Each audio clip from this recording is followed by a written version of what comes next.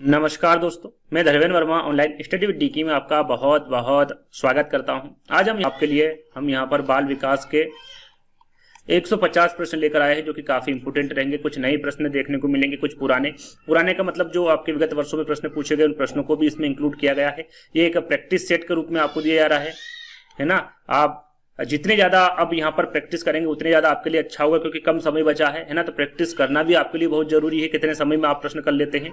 तो इन 150 प्रश्न की आपको प्रैक्टिस करना है। मैं प्रश्न पढ़ूंगा, 4 विकल्प पढ़ूंगा, उसी टाइम में आपको कमेंट्स के माध्यम से, कमेंट्स में भी आप आंसर लिख सकते हैं। कॉपी रख लीजिएगा सामने, उसमें भी आंसर लिख लीजिएगा। जब 150 प्रश्न पूरे हो जाए तो जोड़ लीजिएगा कि आपके नंबर कितने हुए, कितने सही निकले हैं ना 150 प्रश्नों में। तो शुरू करते हैं। यदि आपको वीडियो अच्छा लगे तो वीडियो को लाइक करना है, शेयर करना है, चैनल को सब्सक्राइब कर लेना है। यदि और इस प्रकार का वीडियो चाहिए तो कमेंट्स के माध्यम से बता सकते हैं ना।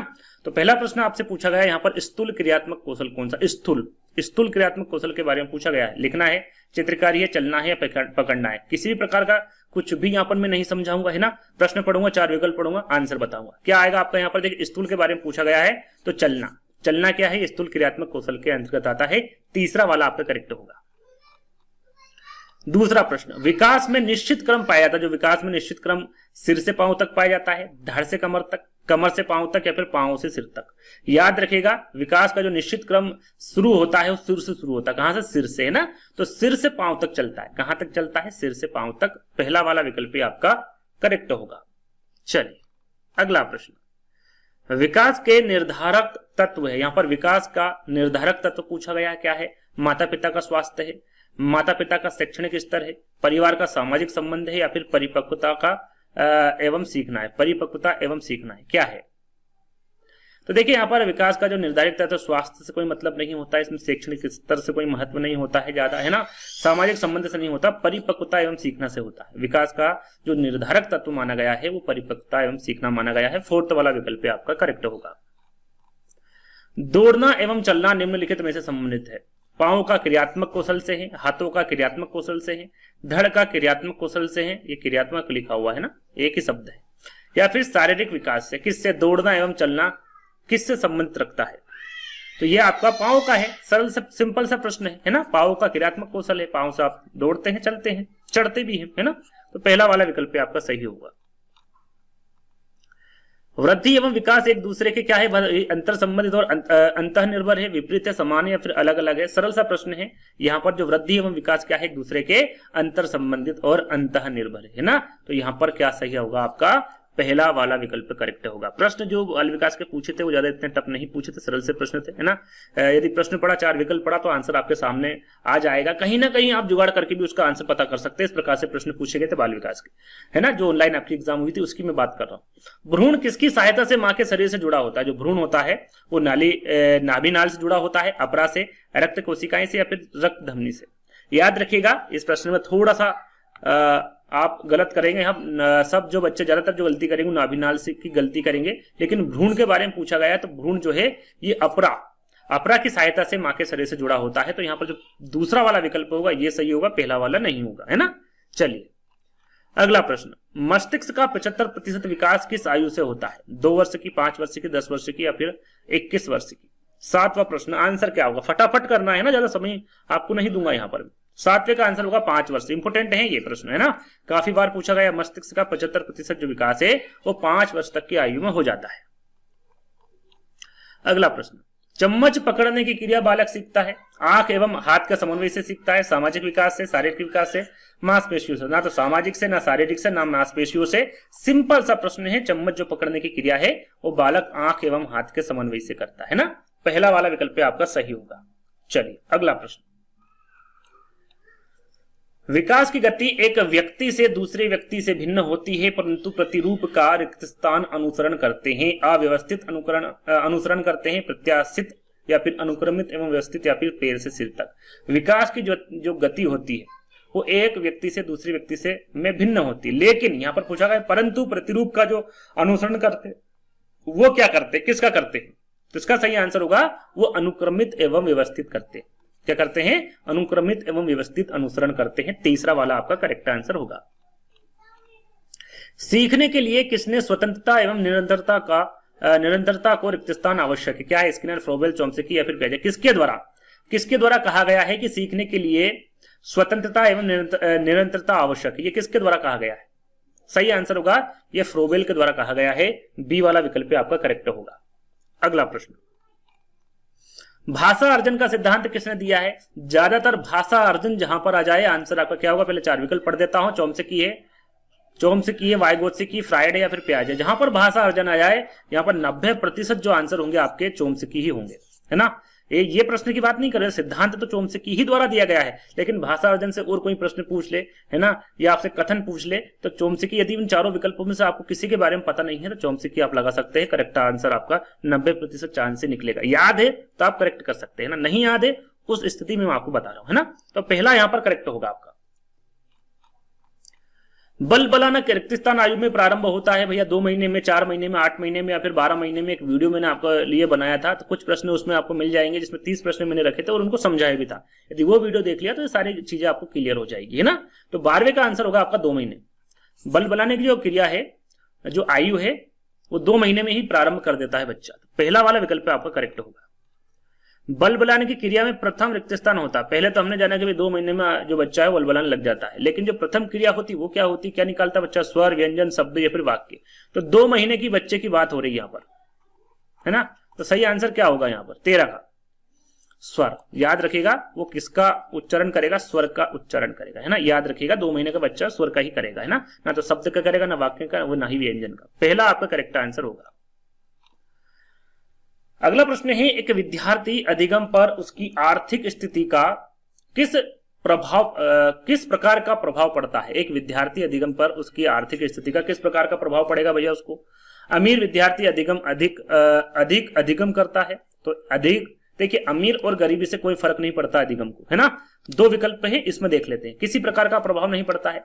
गरीब विद्यार्थी अधिक अधिगम करता, तो गरीब का तो यहाँ सवाल ही पैदा नहीं होता, चाहे वो गरीब हो या अमीर हो, उसे किसी प्रकार का भी प्रभाव नहीं पड़ेगा। सिंपल सा प्रश्न है, तीसरा वाला आपका करेक्ट होगा। चलिए अगला प्रश्न, निम्न में से कौन सा विकल्प उपलब्धि में व्यक्तिगत भिन्नता का प्रतीक नहीं है? व्यक्तिगत विभिन्नता का प्रतीक कौन सा नहीं, ये आपको बताना है। पूर्व अनुभवों में विभिन्नता, लिंग में विभिन्नता, रुचियों में विभिन्नता या फिर पूर्व निर्देशन में विभिन्नता। फटाफट आंसर दीजिए क्या होगा इसका? सही आंसर होगा, देखिए उपलब्धि में व्यक्तिगत भिन्नता का प्रतीक पूछा गया है, कौन सा नहीं है ना। तो लिंग में विभिन्नता नहीं, है ना। बी वाला विकल्प आपका सही होगा। हर प्रश्न को जल्दबाजी में आपको सही नहीं करना है ना।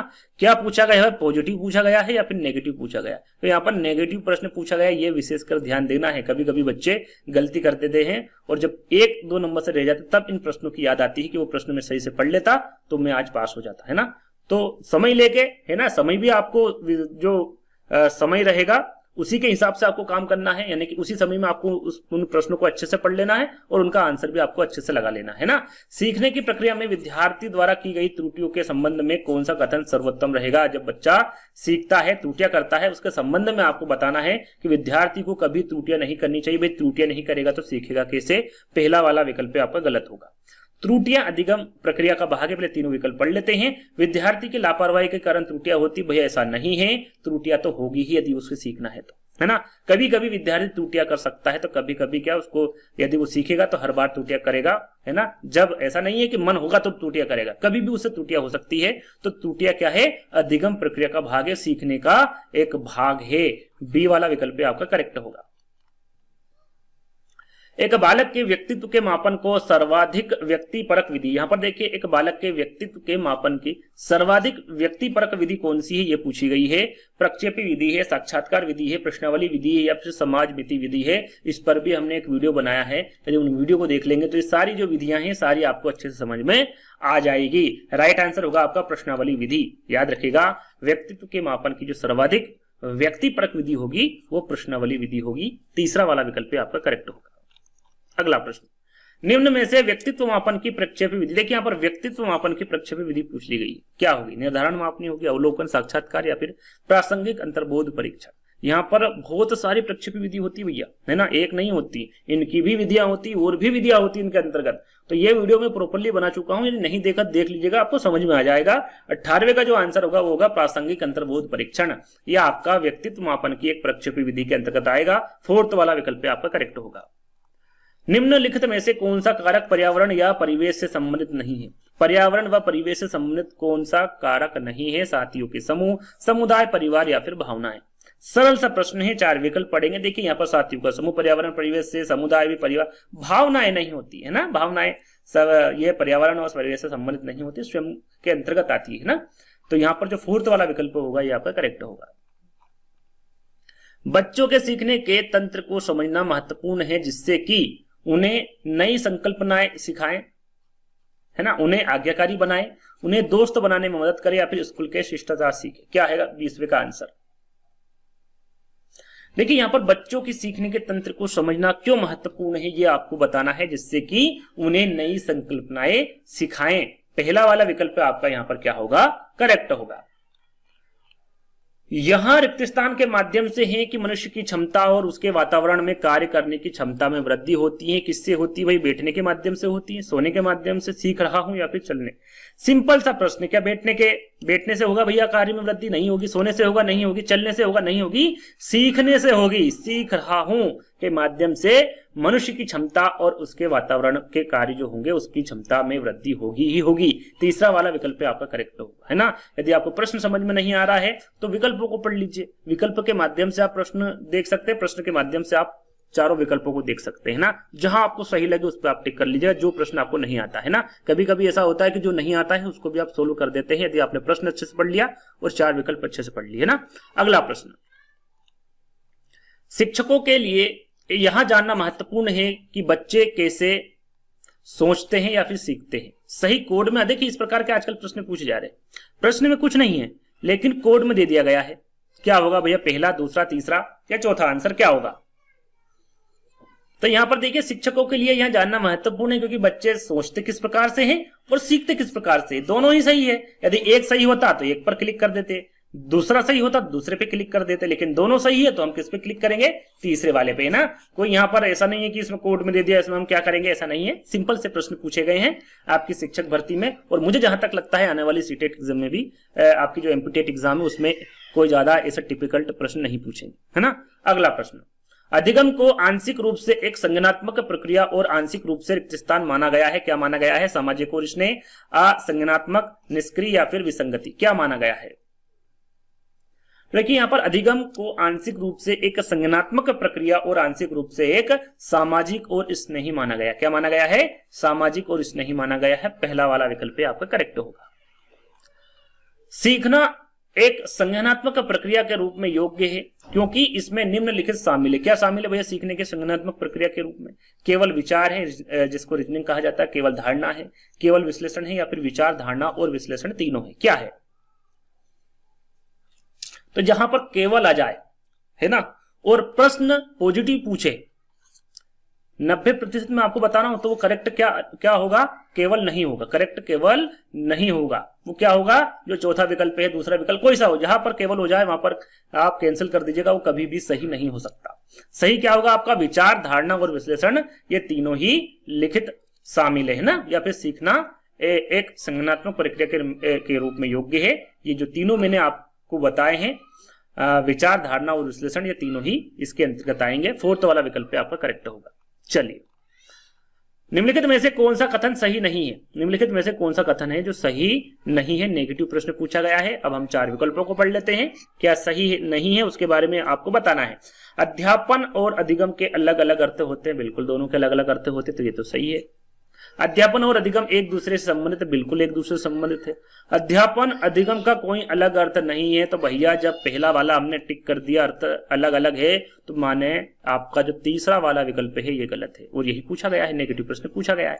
तीसरा वाला आपका करेक्ट आंसर होगा। 4th की पढ़ने की आवश्यकता नहीं, फिर भी पढ़ लेते हैं। अध्यापन अधिगम की प्रक्रिया अध्यापन और अधिगम दोनों से भिन्न होती, बिल्कुल होती है। तो ये भी सही है, ये भी सही है, ये भी सही है। 4th आपका गलत है और गलत जो है वही पूछा गया है ना। तो जो तीसरा वाला विकल्प होगा ये करेक्ट होगा आपका।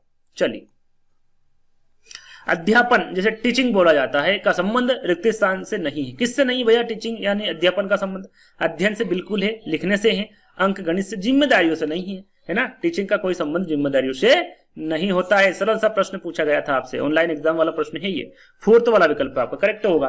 अगला प्रश्न, अधिकार और दायित्व इसमें शामिल है, किसमें भैया? जो अधिकार और दायित्व है क्या वो शिक्षा में है या फिर अध्यापन में? दो सिंपल से दो यहां पर विकल्प रखे हैं और कूट में आपसे पूछा गया है कि पहला, दूसरा, तीसरा, चौथा कौन सा सही है।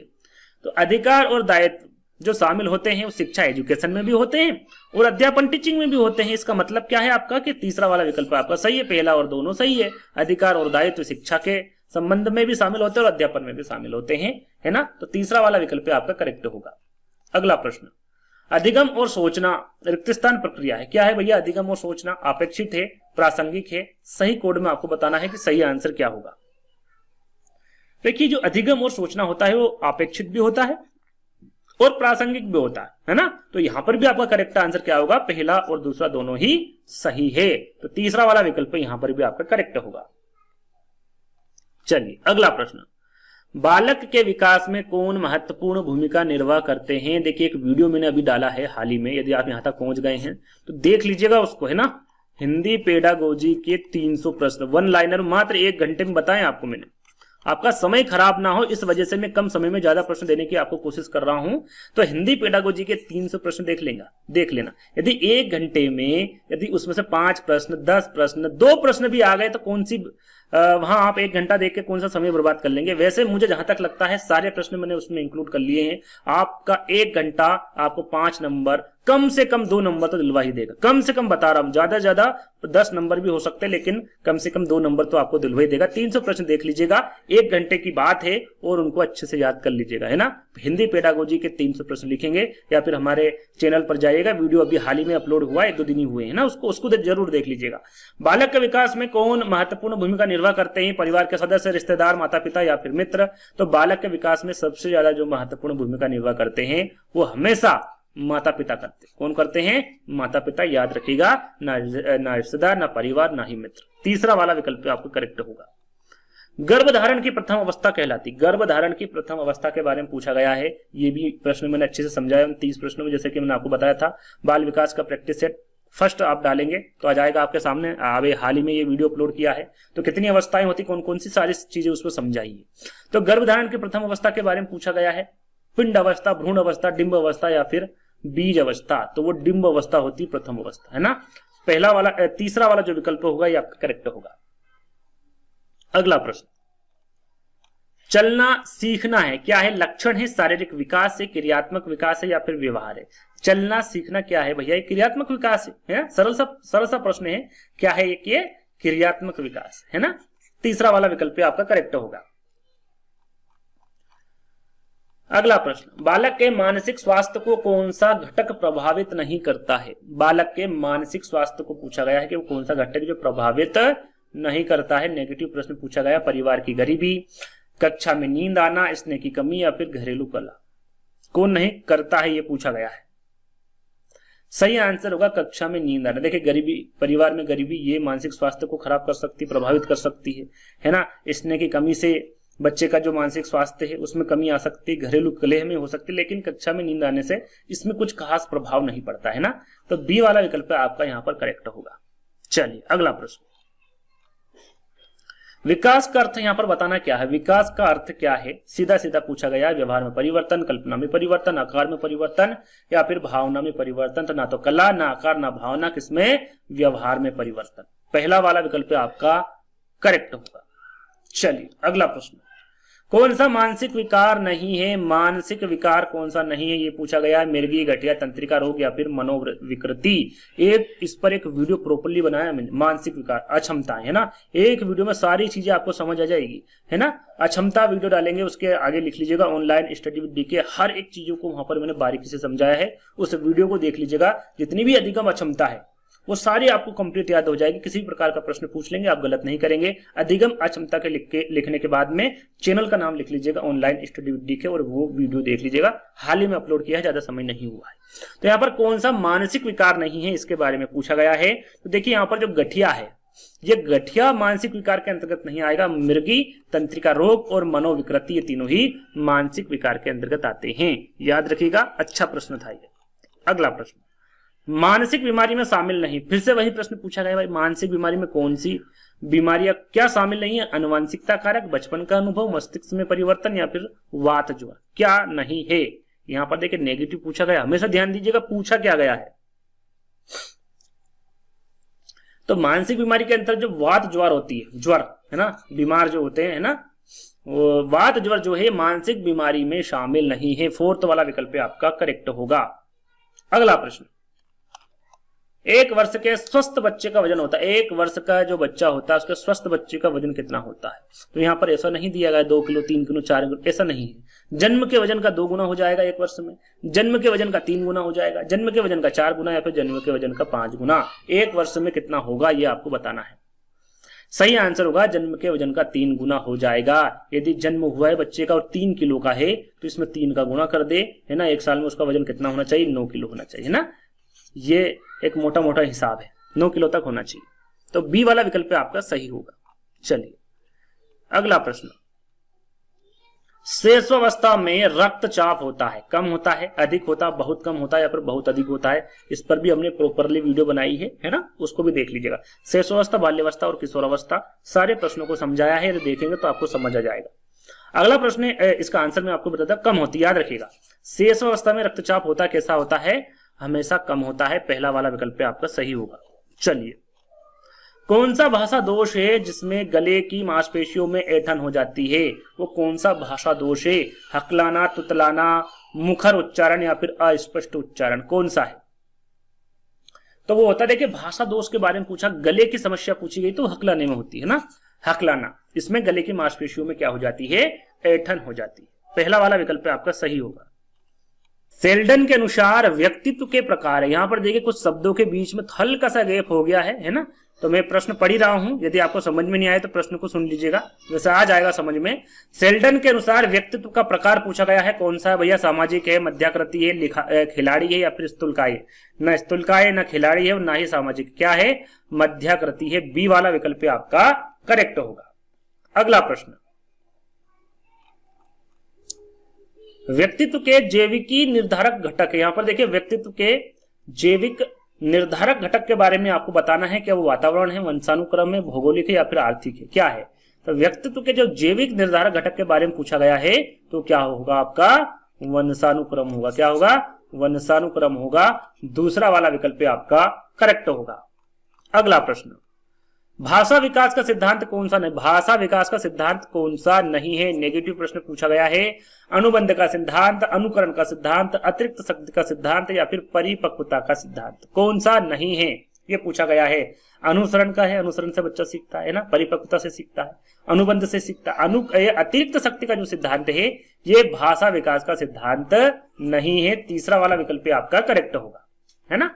चलिए अगला प्रश्न, बहुबुद्धि का सिद्धांत किसने दिया? काफी इंपोर्टेंट, काफी बार और काफी टेट एग्जाम में, लगभग सभी एग्जाम में ये प्रश्न पूछा गया है। बहुबुद्धि का सिद्धांत एक वीडियो बनाया है जिसपे हमने ट्रिक भी आपको बताई है।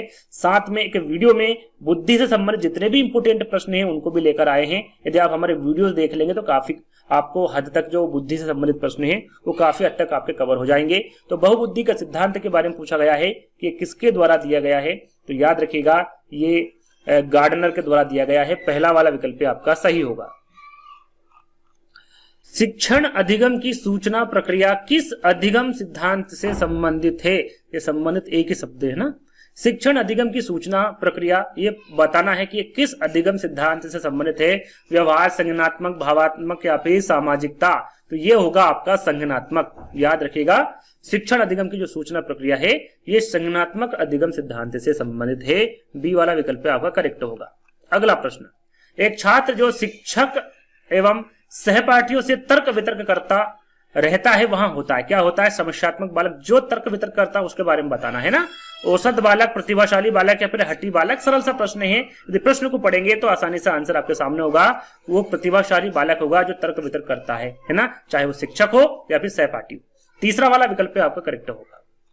अगला प्रश्न, मेघ चित्र परीक्षण निम्न में से किसके मापन में प्रयुक्त होता है? मेघ चित्र परीक्षण के बारे में पूछा गया है कि यह अभिरुचि में प्रयुक्त होता है, रुचि में, व्यक्तित्व में या फिर बुद्धि में, किस में होता है?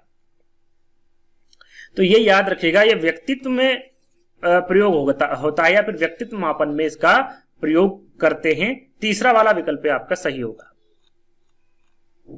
प्रासंगिक अंतर्बोध परीक्षण व्यक्तित्व को मापने की विधि है, व्यक्तिपरक तकनीक के अंतर्गत आएगा, वस्तुनिष्ठ तकनीक, प्रक्षेपी तकनीक या फिर प्रयोगात्मक तकनीक। राइट आंसर आपका क्या होगा? मैंने आपको प्रक्षेपी विधि के बारे में बताया था, पूछा था एक प्रश्न में, और उसके अंतर्गत प्रासंगिक अंतर्बोध परीक्षण बताया था, वही आंसर होगा। ये प्रश्न को उत्तर कर दिया, उत्तर को प्रश्न कर दिया, है ना। प्रासंगिक अंतर्बोध परीक्षण व्यक्तित्व को मापने की कौन सी विधि होगी? प्रक्षेपी तकनीकी विधि होगी। तीसरा वाला विकल्प आपका सही होगा। अगला प्रश्न, अधिगम एक रिक्त स्थान क्रिया है, धार्मिक, सामाजिक, शारीरिक या फिर राजनीतिक। अधिगम क्या है? सही आंसर क्या होगा? सही आंसर होगा आपका सामाजिक। अधिगम एक क्या है? सामाजिक क्रिया है। बी वाला विकल्प आपका सही होगा। निम्नलिखित में से कौन से कारक अधिगम को प्रभावित करते हैं? अधिगम को प्रभावित करने वाले कारक के बारे में आपको बताना है। केवल अधिगम शैली है, तो मैंने क्या बताया, जहां पर पॉजिटिव प्रश्न पूछे, जहां केवल शब्द आए विकल्प में, वो हमेशा गलत होगा। केवल अधिगम शैली नहीं, केवल अभिप्रेरणा नहीं, केवल रवैया नहीं, क्या होगा? अधिगम शैली, प्रेरणा और दृष्टिकोण के साथ साथ मूल्य, ये तीनों चारों जो बताए हैं, सभी के सभी कारक अधिगम को प्रभावित करते हैं। फोर्थ वाला विकल्प आपका करेक्ट होगा, ये याद रखिएगा, है ना, इसको विशेषकर ध्यान दीजिएगा। अगला प्रश्न, निम्नलिखित में से कौन शिक्षा का एक महत्वपूर्ण पहलू नहीं है? देखिए यहाँ पर नेगेटिव प्रश्न पूछा गया, कौन सा पहलू नहीं है? शिक्षक, शिक्षार्थी, विषय सामग्री या फिर माता पिता। यहां पर पूछा गया शिक्षा के एक महत्वपूर्ण पहलू नहीं है, तो माता पिता नहीं है ना शिक्षा के क्षेत्र में, या फिर शिक्षा का एक महत्वपूर्ण पहलू कौन सा नहीं है, तो यहाँ पर माता। देखिए शिक्षक भी होगा, शिक्षार्थी होगा तो शिक्षक होगा, शिक्षक होगा तो शिक्षार्थी होगा, और विषय सामग्री तो है ही जरूरी। यहाँ पर माता पिता जरूरी नहीं है, या फिर महत्वपूर्ण पहलू नहीं है ना। चलिए अगला प्रश्न, सीखने को व्यक्तित्व और रिक्त स्थान कारकों की अंतरक्रिया के रूप में परिभाषित किया जा सकता है, मनोवैज्ञानिक, शारीरिक, पर्यावरण या फिर मुद्रा। क्या सही आंसर होगा? देखिए सीखने को व्यक्तिगत और पर्यावरण कारकों की अंतरक्रिया के रूप में परिभाषित किया जा सकता है, तो यहां पर पर्यावरण तीसरा वाला विकल्प आपका करेक्ट होगा। 50 प्रश्न आपके कंप्लीट हो चुके हैं, 100 प्रश्न और बचे हैं। शिक्षण क्या है? छात्रों का मार्गदर्शन करने की एक जटिल कला है, शिक्षार्थी के विभिन्न पहलुओं के बीच संबंध स्थापित करता है। तो यहाँ पर कूट में आपको आंसर देना है कि भैया केवल यहाँ पर केवल फर्स्ट और यहाँ पर केवल सेकंड लिखा हुआ है, यहाँ पर फर्स्ट और सेकंड दोनों लिखा हुआ है ना, ये विकल्प है ना। थोड़ा सा मिसप्रिंट हो गया जो मैंने सही कर दिया है। क्या सही आंसर होगा? तो देखिए यहाँ पर शिक्षण जो है ये छात्रों का मार्गदर्शन करने की एक जटिल कला है, बिल्कुल सही है, और शिक्षा के विभिन्न पहलुओं के बीच संबंध भी ये स्थापित करता है। तो यहाँ पर वे पहला और दूसरा दोनों ही सही होंगे, तीसरा वाला विकल्प आपका सही होगा। चलिए, शिक्षण रिक्त स्थान होना चाहिए भाई, कैसा होना चाहिए? नैदानिक होना चाहिए या फिर उपचारात्मक होना चाहिए? केवल फर्स्ट, यहाँ पर फर्स्ट लिखा है, यहाँ पर सेकंड लिखा हुआ है, और यहाँ पर फर्स्ट और सेकंड दोनों लिखा हुआ है। क्या है भाई? शिक्षण नैदानिक होना चाहिए या फिर उपचारात्मक होना चाहिए? तो देखिए जो शिक्षण होता है वो नैदानिक भी होना चाहिए और उपचारात्मक भी होना चाहिए, यानी कि पहला और दूसरा यहाँ पर भी दोनों ही सही आंसर होंगे। अभी 4 से 5 प्रश्न इस प्रकार के आ चुके हैं और सभी के आंसर लगभग यह पहला और दूसरा दोनों ही सही, लगभग क्या सभी के यही आंसर आए हुए है ना। तो आपको सोच समझकर प्रश्नों को पढ़ना है और आंसर देना है। अगला प्रश्न, व्यक्तिगत अधिगम का अर्थ, यहां पर व्यक्तिगत अधिगम का अर्थ पूछा गया क्या है? प्रत्येक व्यक्ति का अधिगम का अपना तरीका होता है। शिक्षण ने प्रत्येक व्यक्ति के अधिगम के लिए व्यक्तिगत शिक्षण योजनाएं बनाई है। यहां पर भी कूट में आपको आंसर देना है, क्या सही होगा। तो यहां पर देखिए सही आंसर बताना है, और अभी तक हमने जो प्रश्न पढ़े उसके सभी के आंसर सी आ रहे थे, लेकिन यहां पर सी नहीं होगा। प्रत्येक व्यक्ति का अधिगम का अपना तरीका होता है, बिल्कुल सही। प्रत्येक व्यक्ति का अपना जो सीखने का तरीका है वो अलग होता है, हो सकता है अलग, है ना। अगला जो विकल्प है दूसरा, शिक्षक ने प्रत्येक व्यक्ति के अधिगम के लिए व्यक्तिगत शिक्षण योजनाएं बनाई, ऐसा नहीं होता। व्यक्तिगत शिक्षण योजनाएं नहीं होती है, यानी कि सिर्फ और सिर्फ पहला वाला विकल्प आपका सही होगा। तो पहला कहां पर है? केवल फर्स्ट, यानी कि पहले वाला विकल्प यहाँ पर आपका करेक्ट होगा, है ना। तो ऐसा आपको विशेष ध्यान रखना है चीजों का। चलिए अगला प्रश्न, थ्रस्टन ने कितनी प्राथमिक मानसिक योग्यताओं का सुझाव दिया है? मानसिक योग्यताएं कितनी बताई हैं? 5, 6, 7, 8 कितनी बताई? जल्दी से फटाफट आंसर करिए। तो इनके द्वारा बताई गई है 7। कितनी बताई है? 7। इस पर भी वीडियो बना, सभी पे वीडियो बना चुका हूं, आप देखेंगे तो तो सारी चीजें आपको क्लियर हो जाएगी, देखेंगे सब आपको मिल जाएगा हमारे चैनल पर वीडियो के माध्यम से। तो कितनी बताई है? 7 है ना। तीसरा वाला विकल्प आपका सही होगा। चलिए अगला प्रश्न। एक बच्चे का सीखना रिक्त स्थान से शुरू होता है, विद्यालय से, समाज से, परिवार से या फिर पड़ोस से। सरल सा प्रश्न है, सभी को पता है। किससे होता? परिवार से, है ना। जब बच्चा पैदा होता है तभी से उसका सीखना प्रारंभ हो जाता है, शुरू हो जाता है। तीसरा वाला विकल्प आपका करेक्ट होगा। चलिए अगला प्रश्न।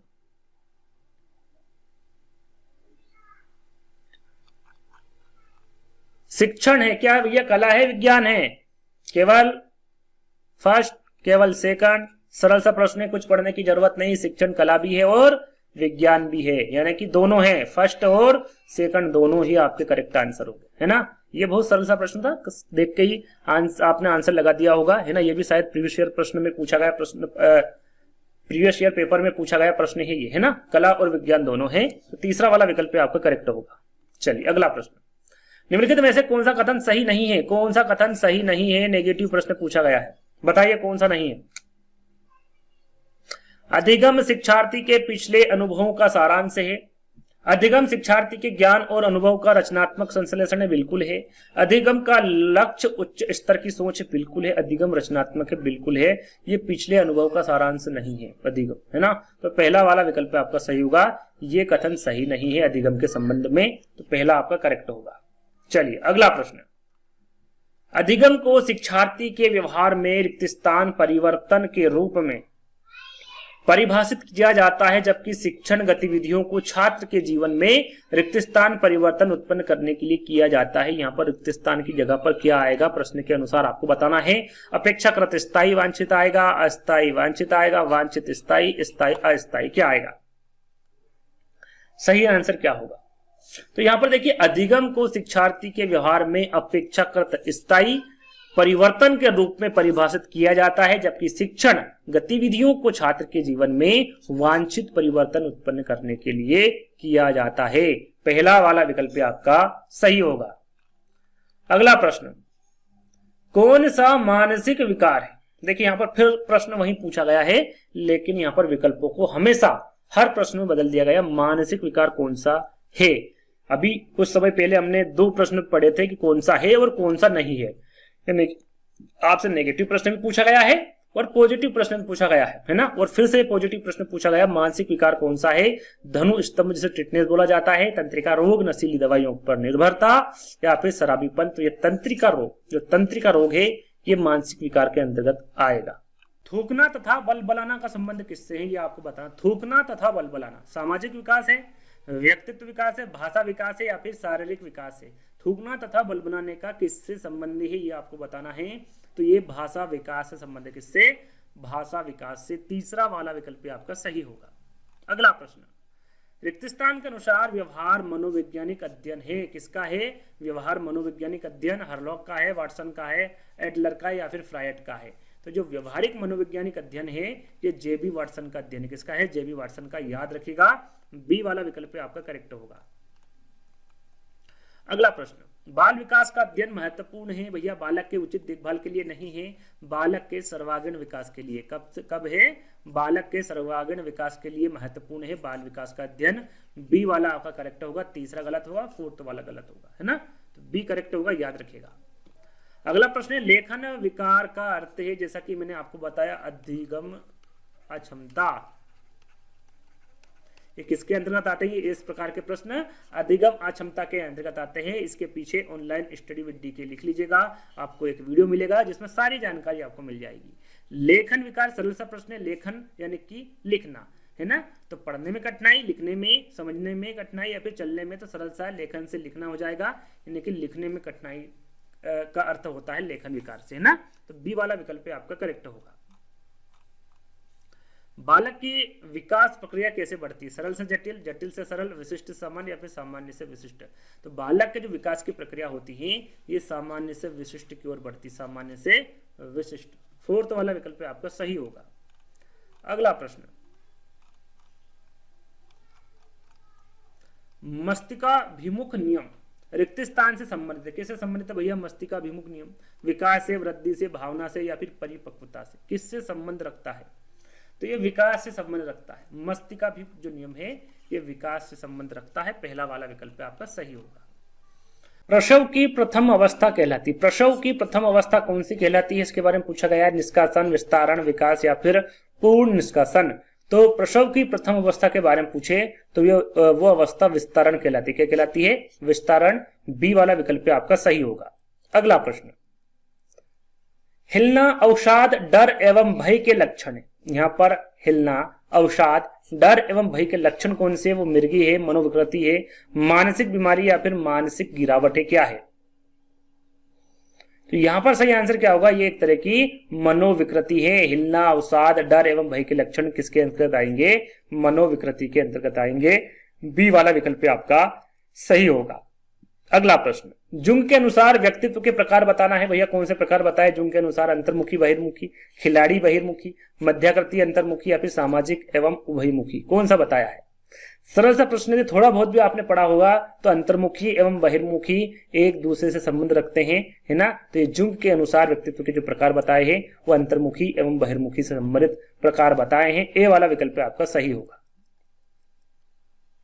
बालकों के व्यक्तित्व पर प्रभुत्वशाली अभिवृत्ति का प्रभाव पड़ता है। सुरक्षा की भावना है, या श्रेष्ठता की भावना है, सहयोग की भावना है या फिर आत्मविश्वास की भावना है? कौन सी भावना है ये आपको बताना है।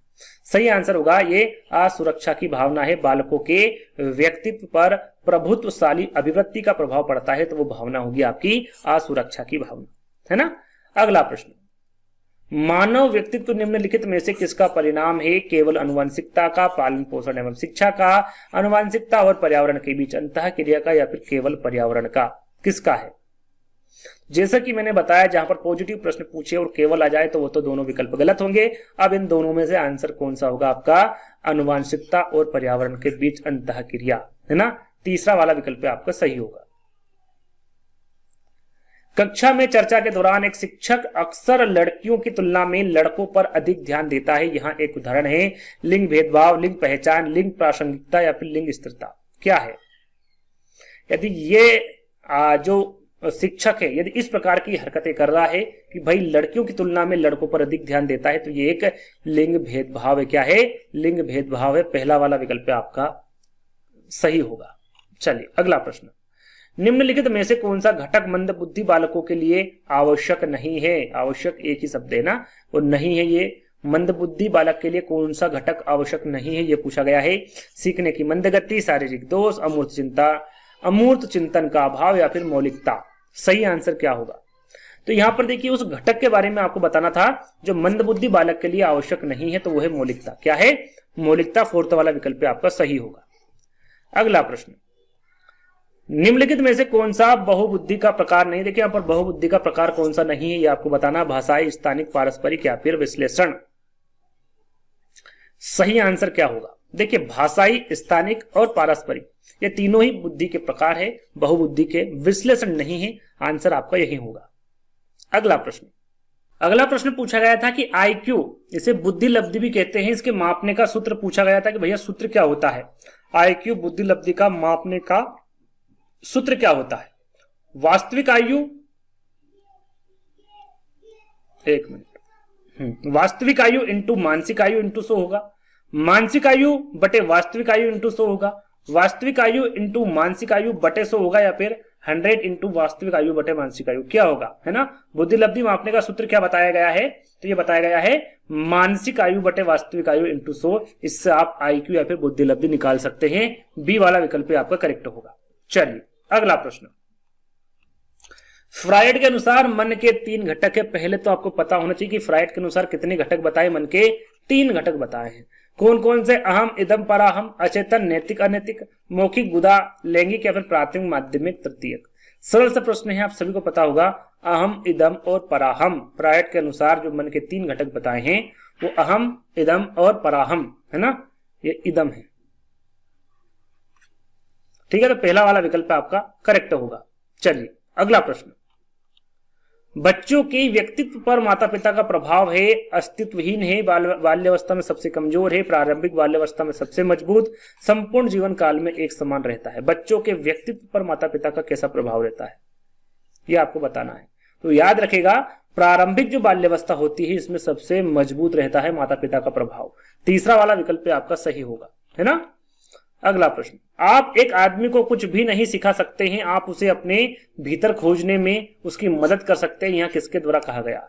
गैलीलियो के द्वारा, मॉरिसन के द्वारा, जॉन के द्वारा या फिर ग्रीन के द्वारा? किसके द्वारा कहा गया है ऐसा कि भैया आप एक आदमी को कुछ भी नहीं सिखा सकते, आप उसे अपने भीतर खोजने में उसकी मदद कर सकते हैं, है ना। ये किसके द्वारा कहा गया है? ये गैलीलियो गैलीली के द्वारा कहा गया है। पहला वाला विकल्प आपका करेक्ट होगा। अगला प्रश्न, निम्नलिखित में से कौन अधिगम में योगदान देने वाला व्यक्तिगत कारक नहीं है? अधिगम में योगदान देने वाला व्यक्तिगत कारक कौन सा नहीं है, ये आपको बताना है। नेगेटिव प्रश्न, प्रेरणा, रुचि, योग्यता या फिर नजर। तो सरल सा प्रश्न, 4 विकल्प पढ़ते ही आपको आंसर सामने होगा, नजर, है ना। प्रेरणा, रुचि और योग्यता ये तीनों ही अधिगम में योग्यता देने वाले व्यक्तिगत कारक है, नजर नहीं है। 4th वाला विकल्प आपका करेक्ट होगा। अगला प्रश्न, थॉमस पी ग्रीन के अनुसार शिक्षण एक शिक्षक का कार्य है जो बच्चे के रिक्त स्थान के लिए किया जाता है। अधिगम के लिए, प्रशिक्षण के लिए, मूल्यांकन के लिए या फिर विकास के लिए? सरल सा प्रश्न है, विकास के लिए, है ना। ग्रीन के अनुसार शिक्षण एक शिक्षक का कार्य क्या है? जो बच्चे के विकास के लिए किया जाता है। डी वाला विकल्प आपका सही है। अगला प्रश्न है, निम्नलिखित में से कौन सा या फिर कौन से कथन सत्य है? 2 कथन दिए हुए हैं, इसमें से कूट में आपको बताना है कि सही कौन सा है। दृश्य शिक्षार्थी देखकर बेहतर सीखते हैं, दृश्य शिक्षार्थी प्रचुर मात्रा में नोट्स लेते हैं। क्या सही होगा? फर्स्ट, सेकंड, दोनों या फिर दोनों नहीं? क्या सही आंसर होगा इसका? तो यहां पर देखिए कौन सा कथन सत्य है ये पूछा है। दृश्य शिक्षार्थी देखकर बेहतर सीखते, बिल्कुल सही आंसर है आपका। दृश्य शिक्षार्थी प्रचुर मात्रा में नोट्स लेते, बिल्कुल ले सकते हैं। तो दोनों ही सही हो सकते हैं, तो पहला और दूसरा दोनों ही सही होंगे। चलिए अगला प्रश्न, निम्नलिखित में से कौन दृश्य शिक्षार्थी के बारे में सत्य नहीं है? देखिए इससे पहले पूछा गया था कौन सा सत्य है, लेकिन यहां पर बताना है कौन सा सत्य नहीं है, ये आपको बताना है। वे दृष्टांतों और दृश्य प्रस्तुतियों से लाभान्वित होते हैं, वे आमतौर पर अपने काम में साफ सुथरे नहीं होते। तो जो सत्य नहीं है उसके बारे में आपको बताना है ना। तो आपका जो दूसरा वाला विकल्प है ये सत्य है, वे आमतौर पर अपने काम में साफ सुथरे नहीं, ये असत्य है और ये सत्य है ना। वे दृष्टांतों और दृश्य प्रस्तुतियों से लाभान्वित तो बिल्कुल होते हैं। तो यहां पर पूछा कौन सा सत्य नहीं है, तो असत्य कौन सा है? आपका दूसरा वाला, और यही आपका करेक्ट आंसर होगा, केवल बी, है ना।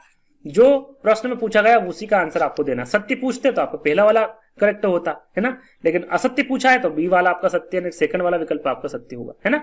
चलिए अगला प्रश्न, निम्नलिखित में से कौन थ्रस्टन लिखा हुआ है ना, निम्नलिखित में से कौन थ्रस्टन द्वारा सुझाई गई प्राथमिक मानसिक योग्यता नहीं है? प्राथमिक मानसिक योग्यता कौन सी नहीं है? संख्या, स्मृति, स्पीड या फिर रवैया? कौन सी नहीं है यह आपको बताना है। तो यहां पर जो प्राथमिक मानसिक योग्यता है वो आपकी संख्या होगी, स्मृति होगी और स्पीड होगी, रवैया नहीं होगा। 4th वाला विकल्प आपका सही होगा। अगला प्रश्न, बच्चे रिक्त स्थान के माध्यम से सीखते, किससे सीखते हैं? सामाजिक संपर्क से, सामाजिक भागीदारी से, किससे? कूट में आपको आंसर देना है। तो जो बच्चे होते हैं वो सामाजिक संपर्क से भी सीखते हैं और सामाजिक भागीदारी से भी सीखते हैं। दोनों ही आपका करेक्ट आंसर होगा, तो यानी कि तीसरा वाला सही आंसर होगा। चलिए अगला प्रश्न, विभिन्न प्रकार की अभिक्षमताओं के बारे में ज्ञान हमें अपने मेहनतों को कम करने और रिक्त स्थान को अधिकतम करने में सक्षम बनाता है। रिक्त स्थान भरे, यहां पर रिक्त स्थान की जगह क्या आएगा ये आपको बताना। समस्याएं, अधिगम, अध्ययन या फिर स्मरण शक्ति? सही आंसर क्या होगा? तो यहां पर देखिए विभिन्न प्रकार की अभिक्षमताओं के बारे में ज्ञान हमें अपने मेहनतों को कम करने और अधिगम, क्या आएगा? अधिगम को अधिकतम करने में सक्षम बनाता है। तो यहां पर अधिगम आपका करेक्ट आंसर होगा, है ना। चलिए अगला प्रश्न,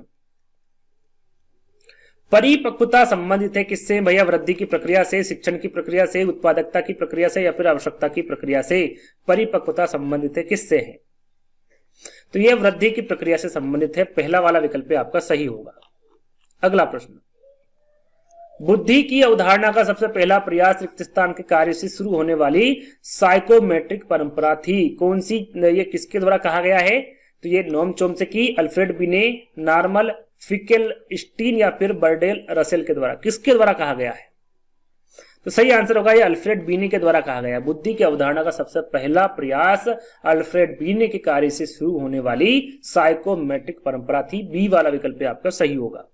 चलिए अगला प्रश्न, इनमें से कौन सा सही नहीं है? देखिए यहाँ पर नेगेटिव प्रश्न पूछा गया, कौन सा सही नहीं है ये आपको बताना है। हर किसी का अधिगम का अपना तरीका होता है। व्यक्तियों को दूसरों के अधिगम के तरीके का अनुसरण करना चाहिए। ऐसे कई सिद्धांत हैं जो अधिगम के बारे में हमारी समझ को आसान बनाते हैं या फिर बच्चे कैसे सीखते हैं इस बारे में जानने में शिक्षण अधिगम की पूरी प्रक्रिया आसान हो जाती है। यहाँ पर इनमें से कौन सा कथन सही नहीं है इसके बारे में आपको बताना है। तो सही आंसर होगा कि व्यक्तियों को दूसरे के अधिगम के तरीके का अनुसरण करना चाहिए, ऐसा नहीं करना चाहिए, यानी कि यह सत्य कथन है। तो बी वाला विकल्प आपका करेक्ट होगा।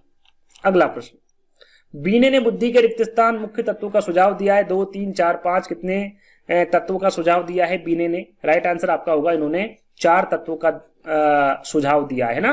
4th वाला विकल्प आपका करेक्ट होगा। 4th नंबर करेक्ट होगा, लेकिन आपका आंसर तीसरा वाला करेक्ट होगा, है ना, तीसरा वाला, सी वाला।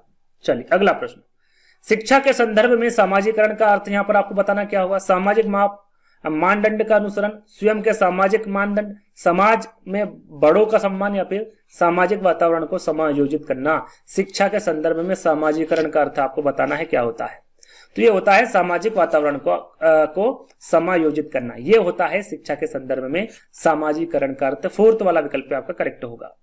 अगला प्रश्न, समुदाय सबसे छोटी क्षेत्रीय समूह है जो सामाजिक जीवन के सभी पहलुओं को अपना सकता है। यहां परिभाषा किसके द्वारा दी गई? डेविस के, बर्ग के, रास के या फिर बोगार्ट्स के? किसके द्वारा दी गई परिभाषा है? राइट आंसर है आपका डेविस के, डेविस द्वारा दी गई परिभाषा है। पहला वाला विकल्प आपका सही होगा। अगला प्रश्न, निम्नलिखित में से वहां कौन मानदंड है जिस पर प्रश्न पत्र बनाने के बाद विचार नहीं किया जाना चाहिए? प्रश्नों में सही उत्तर के मुख्य अवयव शामिल रहने चाहिए। प्रश्नों का सही उत्तर शिक्षार्थी के अवश्य मिलना चाहिए। उत्तर के लिए उपयुक्त प्रश्नवाचक शब्द प्रश्नों में उपयोग किया जाना चाहिए, या फिर प्रश्न ना तो ज्यादा कठिन ना ही ज्यादा आसान होने चाहिए। क्या सही होगा? प्रश्न को एक बार फिर दोहरा लेते हैं, निम्नलिखित में से वह कौन सा मापदंड है जिस पर प्रश्न पत्र बनाने के बाद विचार नहीं किया जाना चाहिए? तो वह है प्रश्न ना तो ज्यादा कठिन ना ही ज्यादा आसान होना चाहिए, है ना। यहाँ पर 4th वाला जो विकल्प होगा ये आपका बिल्कुल करेक्ट होगा। चलिए अगला प्रश्न, एकाधिक शैक्षणिक तकनीकें, मिश्रित शिक्षण सामग्री, बहुमूल्यांकन तकनीकें और सामग्री की जटिलता और प्रकृति में भिन्नता लिखा हुआ है ना। प्रकृति में भिन्नता निम्नलिखित में से किसके साथ जुड़ी हुई है? ये सारी की सारी जो सामग्रियां हैं ये किसके साथ जुड़ी हुई है ये आपको बताना है। शिक्षण का शाश्वत डिजाइन, उपचारात्मक अध्यापन, पृथक दिशा निर्देश या फिर पारस्परिक अध्यापन। तो ये जो जुड़ी हुई है ये पृथक दिशा निर्देश के साथ जुड़ी हुई है। तीसरा वाला जो विकल्प होगा ये आपका सही होगा, है ना। चलिए अगला प्रश्न, ग्रेड अंकों से भिन्न कैसे होते हैं? यहाँ प्रश्न निम्नलिखित में से किस वर्ग के प्रश्नों से संबंधित है? अपसारी, विश्लेषणात्मक, ओपन एडेड या फिर समस्या हल। तो ग्रेड अंकों से भिन्न कैसे होते हैं जो ये प्रश्न है ये विश्लेषणात्मक वर्ग के प्रश्नों से संबंधित होते हैं। बी वाला विकल्प आपका सही होगा। अगला प्रश्न, व्यक्तिगत अंतर के कारण छात्र अध्ययन की आदतों के मामले में अलग होते हैं, जैसे कि वे विभिन्न विषयों के बारे में अपनी रुचि और दृष्टिकोण के मामले में अलग है। बिल्कुल सही है। वे विभिन्न चीजों के अध्ययन के बारे में अपने दृष्टिकोण, विश्वास और राय में अलग है। ये भी सही है। वे अलग अलग चीजों का अध्ययन करके अपने दृष्टिकोण और उद्देश्यों में अलग होते हैं। ये भी आपका बिल्कुल सही आंसर हो गया। दिए गए सभी विकल्प सही है। 4th वाला आपका करेक्ट आंसर होगा, है ना। चलिए अगला प्रश्न, वैलेंटाइन के अनुसार शब्द आमतौर पर उन बच्चों का वर्णन करने के लिए प्रयोग किया जाता है जिनका व्यवहार या व्यक्तित्व किसी चीज में गंभीर रूप से असामान्य हो। असाधारण बच्चे होते हैं, पिछड़े हुए बच्चे होते हैं, असामान्य बच्चे या फिर समस्या से ग्रस्त बच्चे होते हैं। कैसे होते हैं? तो सही आंसर होगा, देखिए वैलेंटाइन के अनुसार समस्या से ग्रस्त जो बच्चे होते हैं वो शब्द आमतौर पर उन बच्चों का वर्णन करने के लिए प्रयोग किया जाता है जिनका व्यवहार या व्यक्तित्व किसी चीज में गंभीर रूप से असामान्य हो। 4th वाला विकल्प आपका सही होगा। बाहरी समस्याएं विघटनकारी व्यवहार है जो अक्सर दूसरों के लिए परेशानी का कारण बनते हैं। ये क्या अग्रेशन है, अति सक्रियता है, आवेगशीलता है या फिर लापरवाही है। इन चारों में से करेक्ट आंसर आपको बताना है, ये कूट में आंसर आपको बताना है क्या होगा 96 का। देखिए यहां पर सही आंसर होगा आपका बाहरी समस्याएं, विघटनकारी व्यवहार है जो अक्सर दूसरों के लिए परेशानी का कारण बनते हैं। वो अग्रेशन भी है, अति सक्रियता भी है, आवेगशीलता भी है ना, आवेगशीलता और लापरवाही भी है, यानी कि चारों विकल्प आपके यहाँ पर करेक्ट होंगे, है ना। तो पहला वाला आपका क्या होगा, सही होगा आंसर। अगला प्रश्न, टाइफाइड के टीके का प्रथम डोज रिक्त स्थान के दौरान दिया जाता है, कितने महीने या फिर कितने वर्ष में दिया जाता है, ये बताना। 3 महीने, 5 महीने, 5 वर्ष या फिर 6 वर्ष। कब दिया जाता है टाइफाइड के टीके का प्रथम डोज? सही आंसर होगा ये 5 वर्ष में दिया जाता है। कितने वर्ष में? 5 वर्ष के बच्चों को ये डोज, प्रथम डोज दिया जाता है। तीसरा वाला विकल्प आपका सही होगा। चलिए अगला प्रश्न, जब एक शिक्षक का समय सही उत्तरों की संख्या आदि जैसे कुछ मानदंडों के आधार पर सही उत्तरों के लिए शिक्षार्थी की प्रशंसा करते हैं, तो यहां एक उदाहरण बन जाता है रिक्त स्थान का। किसका उदाहरण बन जाता है? आंतरायिक दृष्टिकरण का, निरंतर सुदृष्टिकरण का, आकार देने और क्रमिक सन्निकटन का, या फिर सजा का। किसका उदाहरण बन जाता है ये आपको बताना है। तो सही आंसर होगा ये आंतरायिक दृष्टिकरण का उदाहरण बन जाता है। याद रखिएगा पहला वाला विकल्प आपका यहां पर करेक्ट होगा। प्रजातियों में अनौपचारिक रूप से पाए जाने वाली प्रतिक्रियाएं निम्नलिखित में से किसे कहते हैं? जाति वृत्ति कार्य को कहते हैं, व्यक्ति वृत्ति कार्य कहते हैं, अनुभव को, या फिर अधिगम को? किसे कहते हैं? तो ये सही आंसर होगा ये जाति वृत्ति कार्य को कहते हैं। पहला वाला विकल्प आपका करेक्ट होगा। चलिए अगला प्रश्न, निम्नलिखित में से कौन छात्रों के लिए अधिगम का एक नकारात्मक शिक्षक संबंधित कारक है? प्रश्न में पूछा गया है और ये 100वां प्रश्न है। इसके बाद 50 प्रश्न और आपके बचेंगे। निम्नलिखित में से कौन छात्रों के लिए अधिगम का एक नकारात्मक शिक्षक संबंधित कारक है? नेगेटिव प्रश्न पूछा गया है, ध्यान दीजिएगा। तो 4 विकल्प हैं आपके सामने। घर की खराब स्वच्छता बनाए रखना, लड़कियों के खिलाफ सामाजिक भेदभाव, पारंपरिक और नीरस शिक्षण शैली, या फिर घर पर पारिवारिक झगड़ा। अधिगम के एक नकारात्मक शिक्षण संबंधित कारक बताना है। तो यहाँ पर जो पारंपरिक और नीरस शिक्षण शैली है ये आपका नकारात्मक शिक्षण संबंधित कारक होगा। तीसरा वाला विकल्प आपका सही होगा। घर से कोई संबंध नहीं, लड़की से कोई संबंध नहीं है, घर का पारिवारिक झगड़े से भी इसका कोई संबंध नहीं रहता है। तीसरा वाला विकल्प आपका सही होगा। व्यवहार का विकास रिक्त स्थान से होता है, सामान्य से विशिष्ट, विशिष्ट सामान्य, अनिश्चित क्रम में, या फिर अप्रत्याशित होता है। तो ये प्रश्न में थोड़ी देर पहले बताया था, लेकिन ये दूसरे सेट में पूछा गया प्रश्न था, यानी कि प्रश्न को हल्का सा घुमा दिया गया है, लेकिन आंसर आपका वही होगा, सामान्य से विशिष्ट। पहला वाला विकल्प आपको सही होगा। चलिए अगला प्रश्न, निम्नलिखित में से कौन सा वस्तु स्थायित्व की अवधारणा की विशेषता नहीं? वस्तु स्थायित्व की अवधारणा की कौन सी विशेषता नहीं है? नेगेटिव प्रश्न है। पदार्थ, स्थान, घेरना, निराकार या फिर स्थायी, क्या है? सही आंसर होगा आपका निराकार, है ना। जो निराकार है ये वस्तु स्थायित्व की अवधारणा की विशेषता नहीं है ना। चलिए, निम्नलिखित में से कौन सी क्रिया गैर हाजिर की श्रेणी में नहीं होगी? यहां पर देखिए गैर हाजिर की श्रेणी में कौन सी नहीं होगी, यानी क्रिया यानी कि विकल्प के बारे में पूछा गया और कूट में आपको आंसर देना है। तो यहाँ पर देखिए, बच्चा कभी विद्यालय नहीं जाता लेकिन चुपके से किसी जगह पर ताश खेलने जाता है, तो ये गैर हाजिर के अंतर्गत आएगा, है ना। गैर हाजिर है ना, लेकिन पूछा क्या गया है, कौन सी नहीं होगी, यानी कि ये विकल्प सही नहीं है प्रश्न के अनुसार। तो यहां पर अपन कट लगा देते हैं। दूसरा विकल्प, एक बच्चा जो विद्यालय जाता है लेकिन कक्षा में नहीं जाता, भाई कक्षा में नहीं जाएगा तो गैर हाजिर होगा, है ना। तो ये भी विकल्प के अनुसार गलत है। तो सही आंसर क्या होगा आपका? ना तो पहला और ना ही दूसरा, है ना। डी वाला विकल्प आपका गलत होगा। चलिए अगला प्रश्न, गंभीर रूप से मानसिक क्षीणता वाले बच्चे रिक्त स्थान होते हैं, शिक्षणी होते हैं या फिर प्रशिक्षणी होते हैं? कूट में आंसर देना, पहला, दूसरा, दोनों या फिर दोनों नहीं। क्या होगा सही आंसर? तो यहां पर जो गंभीर रूप से मानसिक क्षीणता वाले जो बच्चे होते हैं ये प्रशिक्षणी होते, क्या होते हैं? प्रशिक्षणी होते हैं, यानी कि जो बी वाला विकल्प होगा ये आपका बिल्कुल करेक्ट आंसर होगा।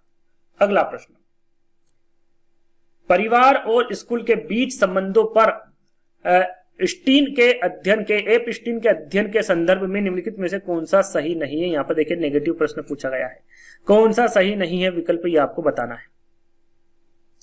अधिक लोकतांत्रिक घरों से आने वाले बच्चों द्वारा अधिक भागीदारी दिखाई गई।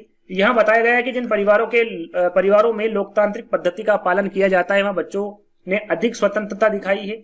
यहां बताया गया है कि जिन परिवारों में लोकतांत्रिक पद्धति का पालन किया गया था वहां स्कूल के प्रति उसका दृष्टिकोण सकारात्मक था, या फिर हालांकि उन परिवारों से संबंधित कि ग्रेड जहां लोकतांत्रिक पैटर्न का पालन किया गया था निम्न था। पूछा गया था प्रश्न में कौन सा सही नहीं है, तो सही नहीं है कि हालांकि उन परिवारों से संबंधित ऐसे बच्चों के ग्रेड जहां लोकतांत्रिक पैटर्न का पालन किया गया था निम्न था। ये जो फोर्थ वाला विकल्प होगा ये आपका सही नहीं होगा और यही आपका आंसर होगा, है ना। चलिए, निम्नलिखित में से किसने सामाजिकरण की यहाँ परिभाषा दी है कि सामाजिकरण उस प्रक्रिया को संदर्भित करता है जो काफी असहाय मानव शिशु को एक आत्म जागरूक जानकार व्यक्ति में बदल देता है जो अपने समाज की संस्कृति के तरीकों में कुशल है। ये सामाजिकरण की जो परिभाषा है ये किसके द्वारा दी गई, ये गिडेट्स के द्वारा, वार्सली के द्वारा, बिल्टन के द्वारा या फिर पावलोव के द्वारा। तो ये जो सामाजिकरण की परिभाषा है ये एंथनी गिडेट्स के द्वारा दी गई परिभाषा है। पहला वाला विकल्प आपका करेक्ट होगा। अगला प्रश्न, पावलोव के सिद्धांत के तहत जो लार थी ये क्या थी? अनुकूलित उद्दीपन था, अनुकूलित अनुक्रिया, प्रानुकूलित उद्दीपन या फिर प्रानुकूलित अनुक्रिया। तो देखिए पावलोव के सिद्धांत के अनुसार पूछा कि लार क्या थी, तो यह अनुकूलित अनुक्रिया थी। बी वाला विकल्प आपका सही होगा। अगला प्रश्न, रविन्द्रनाथ टैगोर का विचार मुख्यतः रिक्त स्थान के विचारों से शासित था। किसके? सार्वभौमिकवाद, सांस्कृतिक सापेक्षवाद, अति अनुरक्ति या फिर उपयोगिता। यहां पर सही आंसर क्या होगा? तो यहां आपका सही आंसर होगा रविन्द्रनाथ टैगोर का जो विचार मुख्यतः है ये सार्वभौमवाद के विचार से शासित था। यहां पर पहला वाला जो विकल्प होगा ये करेक्ट होगा। अगला प्रश्न, रेमंड केटल के सिद्धांत के अनुसार बढ़ती उम्र के साथ ठोस बुद्धि का क्या होता है? क्रिस्टलाइज्ड इंटेलिजेंस इसको इंग्लिश में कहा जाता है। ये क्या होता है? बढ़ती है, गिरावट आती है, स्थिर रहती है या फिर निर्धारित नहीं किया जा सकता। क्या होगा आंसर? सही आंसर क्या होगा? देखिए रेमंड केंडल के सिद्धांत के अनुसार बढ़ती उम्र के साथ ठोस बुद्धि जो है ये बढ़ती है। क्या है? बढ़ती है। पहला वाला विकल्प आपका सही होगा। अगला प्रश्न, बंडूरा ने गर्व, संतुष्टि और सिद्धि की भावना को रिक्त स्थान के रूप में वर्णित किया है। बाहरी दृष्टिकरण, आंतरिक दृष्टिकरण, बाहरी कारक या फिर आंतरिक फैक्टर्स। सही आंसर क्या होगा? इसका सही आंसर को देखिए, बंडूरा ने गर्व, संतुष्टि और सिद्धि की भावना को आंतरिक सुदृष्टिकरण के रूप में वर्णित किया है। बी वाला विकल्प आपका करेक्ट होगा। अधिगम के लिए निम्नलिखित में से कौन सा दृष्टिकोण प्रतिफल और प्रोत्साहन से जुड़ा है? व्यवहारवादी दृष्टिकोण, मानवतावादी दृष्टिकोण, संज्ञानात्मक दृष्टिकोण या फिर सामाजिक सांस्कृतिक दृष्टिकोण। 111 का सही आंसर क्या होगा? अधिगम के लिए जो दृष्टिकोण प्रतिफल और प्रोत्साहन से जुड़ा है वो व्यवहारवादी दृष्टिकोण है। पहला वाला विकल्प आपका करेक्ट होगा। अगला प्रश्न, जन्मजात वृत्ति का निम्नलिखित में से कौन सा पहलू क्रिया या अनुप्रयोग से संबंधित है? संवादात्मक जुड़ा हुआ शब्द है ना। संवादात्मक पहलू, संज्ञानात्मक पहलू, प्रभावशाली पहलू या फिर सकारात्मक पहलू। प्रश्न है कि जन्मजात वृत्ति का इन चारों में से कौन सा पहलू क्रिया या अनुप्रयोग से संबंधित है? 112 का सही आंसर होगा सकारात्मक पहलू। डी वाला विकल्प आपका करेक्ट होगा। निम्नलिखित में से किस सिद्धांत को जनसंचार के सिद्धांत के रूप में परिभाषित किया गया है? जनसंचार के सिद्धांत के रूप में सामाजिक अंतर सिद्धांत को परिभाषित किया है, व्यक्तिगत अंतर सिद्धांत को, नैतिक अंतर सिद्धांत को या फिर संज्ञानात्मक अंतर सिद्धांत को। राइट आंसर आपका होगा यहाँ पर व्यक्तिगत अंतर सिद्धांत को परिभाषित किया है जनसंचार के सिद्धांत के रूप में, है ना। बी वाला विकल्प आपका करेक्ट होगा। अगला प्रश्न, उस अधिनियम का नाम बताना है आपको जिसे समावेशी व्यापक माना जाता है और जिसका उद्देश्य भारत में दिव्यांग व्यक्तियों को समान अवसर प्रदान करना है। वो अधिनियम कौन सा है? दिव्यांगजन अधिकार अधिनियम 2016, 2014, 2018 या फिर 2013। राइट आंसर आपका होगा यहाँ पर दिव्यांगजन अधिकार अधिनियम 2016। याद रखिएगा, सन याद रख लीजिएगा, 2016 राइट आंसर होगा। अगला प्रश्न, एक शिक्षक को ब्लैक बोर्ड पर लिखते समय निम्नलिखित में से किस बिंदु पर ध्यान केंद्रित नहीं करना चाहिए? यहाँ पर नेगेटिव प्रश्न पूछा गया। सुपाठ्य लेखन, आरेखों में बहुरंगी चाक का प्रयोग, ब्लैक बोर्ड पर सीधी रेखा या फिर प्रवाही लेखन का प्रयोग। किस पर ध्यान नहीं केंद्रित करना चाहिए पूछा गया है? तो प्रवाही लेखन का प्रयोग है ना, जो फोर्थ वाला विकल्प है ये आपका यहाँ पर बिल्कुल सही होगा। इस पर ध्यान केंद्रित नहीं करना चाहिए टीचर को, एक शिक्षक को। चलिए अगला प्रश्न, पियाजे के मानसिक विकासात्मक सिद्धांत के निम्नलिखित में से किस चरण का बौद्धिक विकास समय के वस्तुकरण द्वारा चिन्हित है? संवेदी गतिक अनुकूलन की अवधि, प्रतिकारात्मक विचार की अवधि, पूर्वधारण विचार की अवधि या फिर सहज विचार की अवधि। सही आंसर क्या होगा? पियाजे के अनुसार आपको बताना है। राइट आंसर आपका होगा, देखिए पियाजे के द्वारा ही संवेदी गतिक अनुकूलन की अवधि दी गई है और यही आपका सही आंसर होगा, पहला वाला है ना। चलिए, एक श्रवण बाधित बच्चे को सीखने में काफी समय देना पड़ता है, किसमें? लेखन में। श्रवण बाधित जो सुन नहीं सकता उसके बारे में बात की जा रही, लेखन में, पढ़ने में, भाषा में या सुनवाई में। यदि आपको समझ आ गया होगा तो ये होगा भाषा, है ना। श्रवण जो सुन नहीं सकता, है ना। श्रवण बाधित बच्चे को सीखने में काफी समय देना पड़ता, जो भाषा है उसमें बच्चे को काफी समय देना पड़ता, भाषा वो बहुत समय लेता है सीखने में, है ना। तो तीसरा वाला विकल्प आपका करेक्ट होगा। अगला प्रश्न, संज्ञानात्मक विकास के सिद्धांत में किसने विकास के 4 चरण बताए? संवेदी पेशी अवस्था, पूर्व सक्रियात्मक अवस्था, मूर्त सक्रियात्मक अवस्था और अमूर्त सक्रियात्मक अवस्था। इसके बारे में सभी को पता है, सरल सा प्रश्न है। ये लेव वाइगोत्स्की की होंगी, पियाजे, कोहलबर्ग या फिर इनमें से कोई नहीं, तो ये जिन पियाजे होंगे। जिन पियाजे ने संज्ञानात्मक विकास के सिद्धांत में विकास की कितनी अवस्थाएं बताई? 4 बताई, है ना। पहली अवस्था है, ये याद रखिएगा, ये पहले नंबर पे है, ये दूसरे नंबर पे है, ये तीसरे नंबर पे है, और चौथी अवस्था बताई है अमूर्त सक्रियात्मक अवस्था, है ना। तो बी वाला विकल्प आपका करेक्ट होगा। चलिए, अगला प्रश्न, निम्नलिखित में से कौन सीखने की प्रक्रिया में सक्रिय भागीदार है? ये 119वां प्रश्न, यहाँ पर संख्या लिखी हुई है ना। कौन सीखने की प्रक्रिया में सक्रिय भागीदार है, यहाँ पर बताना। शिक्षक, शिक्षार्थी, इन दोनों में से सही आंसर क्या होगा? ये ए है, ये बी है, ये सी है और ये डी है ना। चलिए बताइए। तो यहां पर क्या पूछा गया? सीखने की प्रक्रिया में सक्रिय भागीदारी, इसमें बच्चा भी होता है और शिक्षक भी होता है, यानी कि शिक्षक भी और शिक्षार्थी भी, दोनों ही इसमें सही आंसर होंगे, यानी कि पहला और दूसरा दोनों ही सही होंगे। चलिए, अगला प्रश्न, प्रभावी शिक्षण है क्या है? सहयोगी या फिर विचारोत्तेजक है? क्या है भाई प्रभावी शिक्षण? दोनों में आंसर आपको कूट में ही देना है। यहां पर फर्स्ट लिखा हुआ है, यहां पर सेकंड लिखा हुआ है और यहां पर फर्स्ट लिखा हुआ है ना। तो प्रभावी शिक्षण आपका सहयोगी और विचारोत्तेजक दोनों ही होगा, यानी कि यहां पर भी सी वाला विकल्प ही आपका करेक्ट होगा। अगला प्रश्न, व्यक्तित्व का मनोविश्लेषिक सिद्धांत, व्यक्तित्व का मनोविश्लेषिक सिद्धांत रिक्त स्थान के द्वारा दिया गया, यह आपको बताना। केली, आल्पोर्ट, सेल्डर या फिर सिगमंड फ्रायड। सरल सा प्रश्न है। मनोविश्लेषण यदि आपको याद होगा तो किसके द्वारा दिया गया है? तो यह आपका सिगमंड फ्रायड द्वारा दिया गया है। अहम, इदम, पराहम, जैसा कि मैंने थोड़ी देर पहले आपको बताया था, इन्हीं के द्वारा दिया गया है ना। तो डी वाला विकल्प आपका सही होगा। चलिए, अगला प्रश्न, अत्यधिक संरचित मनोवृत्ति वाले व्यक्ति में एक इच्छा होती है। कौन सी इच्छा होती है भैया? उत्तेजनाओं के प्रति खराब संज्ञानात्मक प्रतिक्रिया देना, उत्तेजना के लिए त्वरित संज्ञानात्मक प्रतिक्रिया दें, ऐसी भावनाएं और मान्यता है जो उसके दृष्टिकोण का खंडन करती है, या फिर दिए गए विकल्पों में से कोई नहीं। यहां पर एक इच्छा बतानी है, किसकी? अत्यधिक संरचित मनोवृत्ति वाले व्यक्ति की। कौन सी इच्छा होती है? सही आंसर होगी, उसकी इच्छा होगी उत्तेजना के लिए त्वरित संज्ञानात्मक प्रतिक्रिया दें। बी वाला विकल्प आपका करेक्ट होगा। शब्दावली सीखने का कौन सा तरीका बहुत अच्छा नहीं है? यहां पर देखिए पूछा क्या गया है, कौन सा शब्दावली सीखने का अच्छा तरीका नहीं है, ये पूछा गया है। लिखना, फिल्में देखना या फिर बात करना और पढ़ना। यहां पर केवल 1, केवल 2, केवल 3, 1 और 2 दोनों सही। क्या होगा? 124 का आंसर क्या होगा? तो यहां पर सही आंसर होगा क्या? 1 और 2 दोनों सही है, यानी कि लिखना और फिल्म देखना, ये दोनों ही सीखने में, शब्दावली सीखने का कौन सा तरीका बहुत अच्छा नहीं है? तो लिखना और फिल्म देखना, है ना। यहां पर आपका जो डी वाला विकल्प होगा ये आपका सही होगा। चलिए, अगला प्रश्न, कौन सा कथन गलत है? यहां पर गलत कथन की पहचान करना है। समय से पहले का बच्चा कमजोर होता, बिल्कुल कमजोर होता, ये कथन सही है, लेकिन हमें यहां पर गलत कथन का चयन करना कि कौन सा गलत है। एक समय से पहले बच्चे के अंडकोश जन्म के बाद अंडकोश की थैली में नहीं उतरते हैं, जैसा कि एक सामान्य बच्चे के मामले में होता है। यह भी आपका जो दूसरा वाला विकल्प है बिल्कुल करेक्ट है। समय से पहले बच्चे का रोना और अन्य आवाजें कमजोर होती, बिल्कुल सही है ये भी आपका। समय से पहले बच्चे का वजन हमेशा एक सामान्य बच्चे से अधिक होता है, तो अधिक नहीं होता है। यदि बच्चा पहले पैदा हो गया तो उसका जो वजन होगा वो कम होगा, ना कि अधिक होगा। तो जो फोर्थ वाला विकल्प होगा ये आपका करेक्ट होगा, है ना। चलिए, अगला प्रश्न है आपका, जिस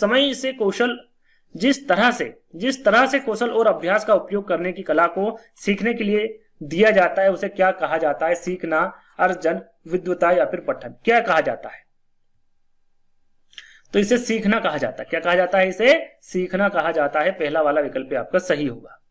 चलिए, अगला प्रश्न, बेहतर लैंगिक समानता चाहना रिक्त स्थान लक्षण का एक उदाहरण किसका है, या लक्ष्य का एक उदाहरण है?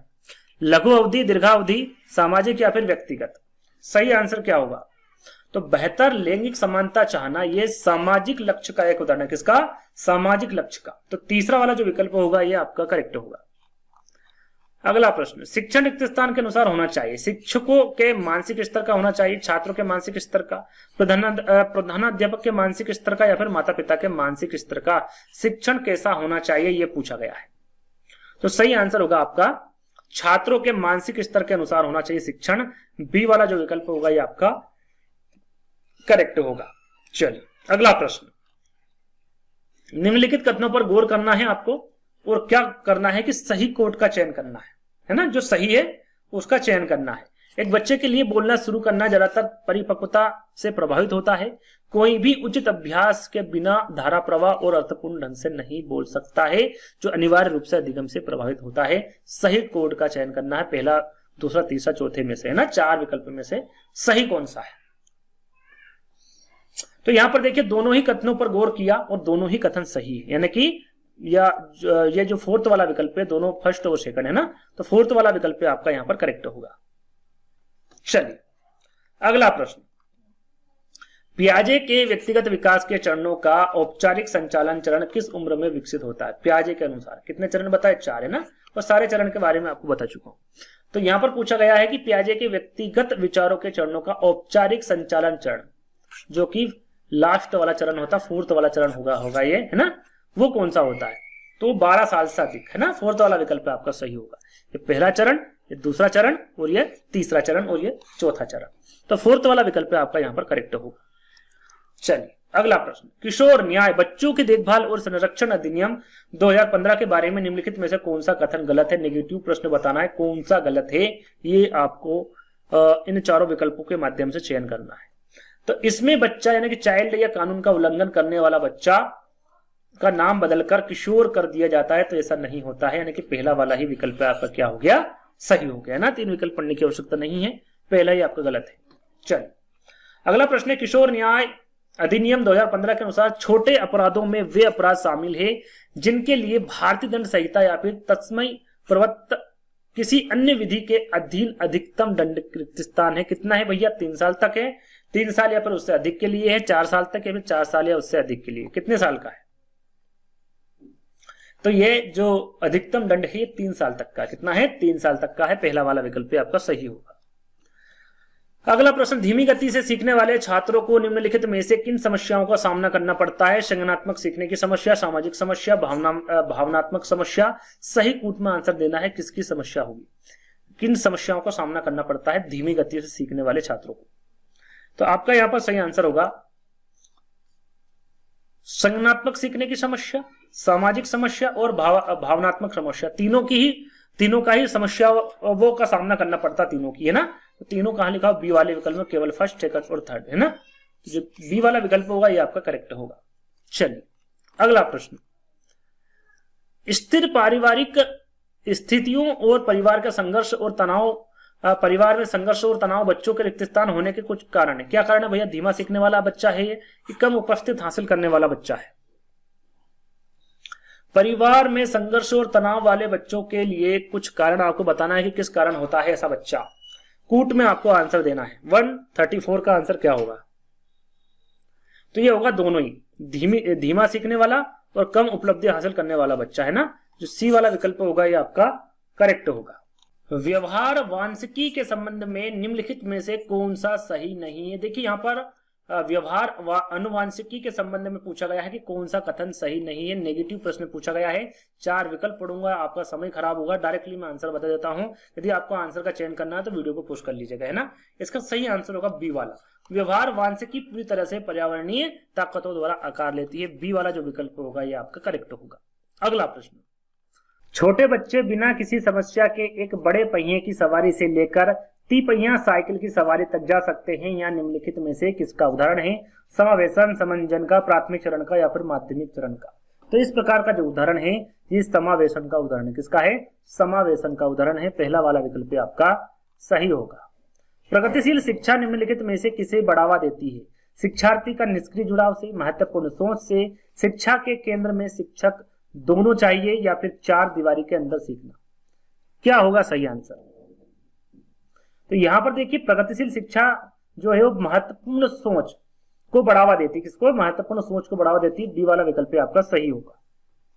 अगला प्रश्न, ठोस बुद्धि काफी हद तक निम्नलिखित में से किस पर निर्भर करता है? आनुवांशिकता पर, प्रशिक्षण पर, शिक्षा पर, या फिर अनुभव पर? किस पर करता है? तो ये करता है आपका अनुभव पर। जो ठोस बुद्धि होती है काफी हद तक अनुभव पर निर्भर करता है। डी वाला विकल्प आपका सही होगा। अगला प्रश्न,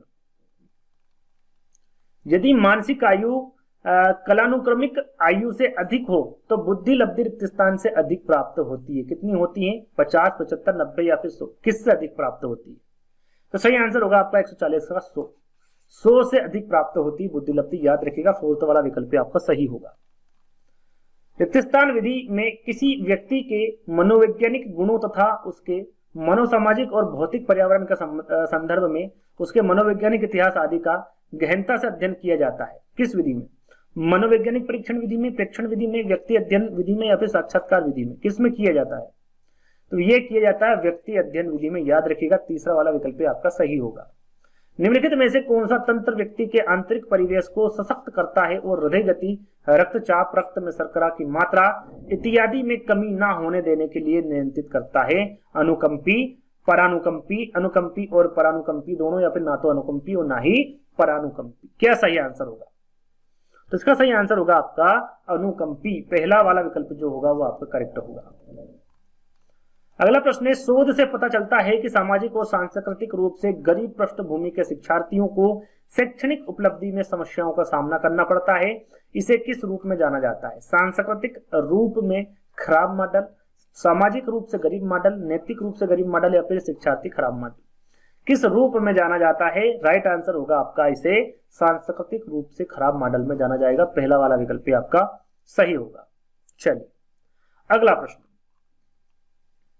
रिक्त स्थान के अनुसार पारितोषिक अधिगमन को प्रोत्साहित करता है और सजा का विपरीत प्रभाव पड़ता है। उदाहरण के लिए किसी कार्य की सिद्धि खुशी देती है और शिक्षार्थी इसे बार बार करना पसंद करता है। ये कौन से नियम के अनुसार होगा? प्रभाव का नियम, तत्परता का नियम, विविध प्रतिचारों का नियम, या फिर अभिवृत्ति का नियम?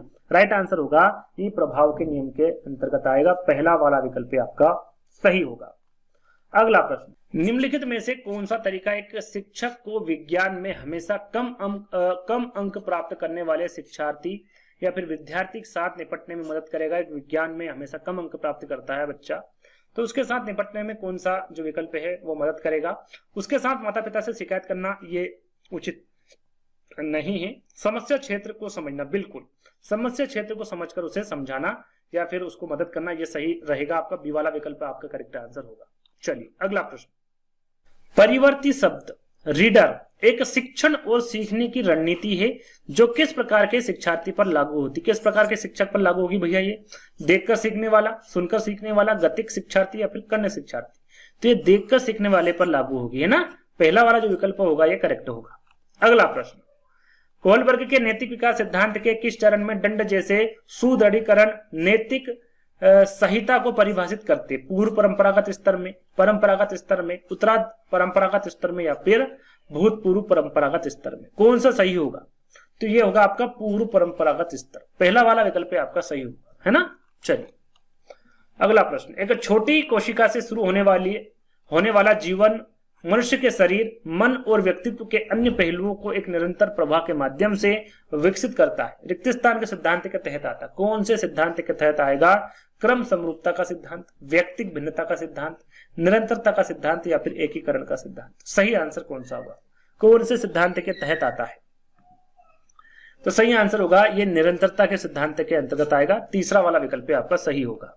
चलिए अगला प्रश्न, निम्न में से कौन अंतःस्रावी ग्रंथियां द्वारा स्रावित शक्तिशाली रासायनिक पदार्थ है जो रुधिर प्रवाह द्वारा शरीर में परिवहन किया जाता है? जीन, सूत्रगुण, हार्मोन्स, या फिर डीएनए? सही आंसर होगा आपका हार्मोन्स, है ना। सही आंसर क्या होगा आपका? सी वाला हार्मोन्स, है ना। चलिए अगला और अंतिम प्रश्न, जैसा कि टोटल में आपको ज्यादा इस वीडियो को लाइक करना, शेयर करना, चैनल को सब्सक्राइब कर लेना है। आगे 150 से और भी ज्यादा प्रश्न यहाँ पर मिल सकते, लगभग 1000 है ना। तो अंतिम प्रश्न निम्न में से कौन सा सामाजिकरण प्रक्रिया का एक चरण है? अनुमोदित सामाजिक भूमिकाएं निभाना सीखना, सामाजिक रूप से अनुमोदित तरीकों से व्यवहार करना सीखना, सामाजिक दृष्टिकोणों का विकास, या पर दिए गए सभी विकल्प। तो यहाँ पर सामाजिकरण प्रक्रिया का चरण बताना था, तो ये तीनों ही चरण है, यानी कि दिए गए सभी विकल्प सही होंगे। फोर्थ वाला विकल्प आपका यहाँ पर करेक्ट होगा। तो आज के जो 150 प्रश्न थे वो यहीं पर समाप्त होते हैं। आज का वीडियो आपको कैसा लगा कमेंट के माध्यम से बताना है। यदि अच्छा लगे तो वीडियो को लाइक करना है, शेयर करना है, चैनल को सब्सक्राइब कर लेना है।